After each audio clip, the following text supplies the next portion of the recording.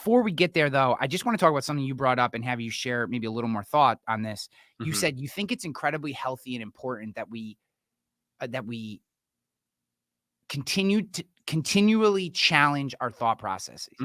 Yeah. Maybe expand on that a little bit because I agree with you, but I'm very interested in why you think that's so important and maybe how you do it. Yeah. So as humans, we have shortcuts, these heuristics. We call them heuristics, right? In the psychology world, like these shortcuts. In the financial space, we have these heuristics, these shortcuts, right? The rule of 72. How fast will it take my money to double? Um, right? These really kind of quick things because we don't want to waste brain energy, right? We're lazy. Humans are lazy in general. We want to find the fastest way to do things. So there was a day and age where physically, we're talking about staying fit. You had to be physically fit to operate, to be able to operate in this world hundreds and hundreds of years ago.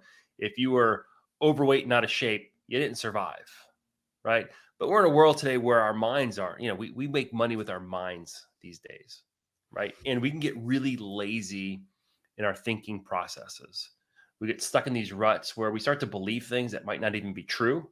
Mhm. We start to believe half truths.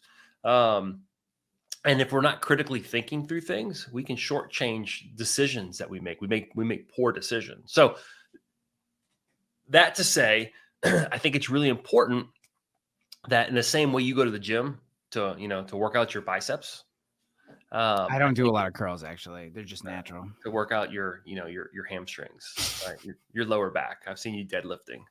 Um, right. In the same way you go to the gym to do that, I think we need to be doing the same thing with our minds. Mhm. And if we just constantly read things that are in agreement with us, we're in our little echo chambers and we're never challenged and we never become sharp.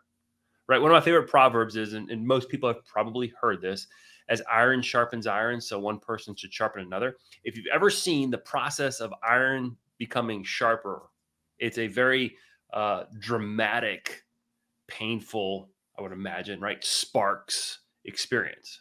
But that's how iron gets sharper.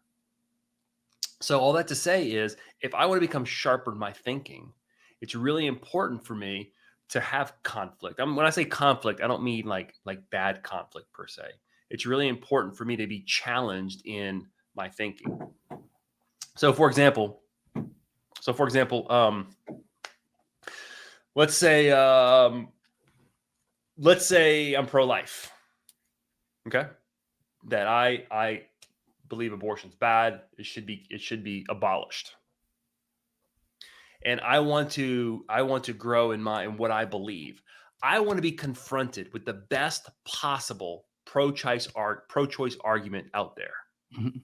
Like I want to know not the straw man argument, not like, oh, you're pro-choice, you don't believe, you think you think we should kill babies. Right? That's if you ever talk to someone who's pro-choice and really listened, that's not where they're coming from. Not all of them in particular. So like I want to be challenged. Like I want to know what your best argument for pro-choice is. I want to know what your best are. Pick your topic du jour, right? It could be how you manage your business, right? I want to be challenged and I want to hear your best argument against what I'm doing.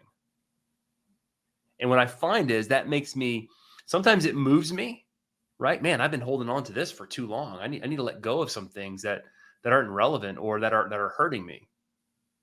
And then sometimes it strengthens what I believe already. So if we don't take time to be challenged, then we'll never grow. So It's I like, think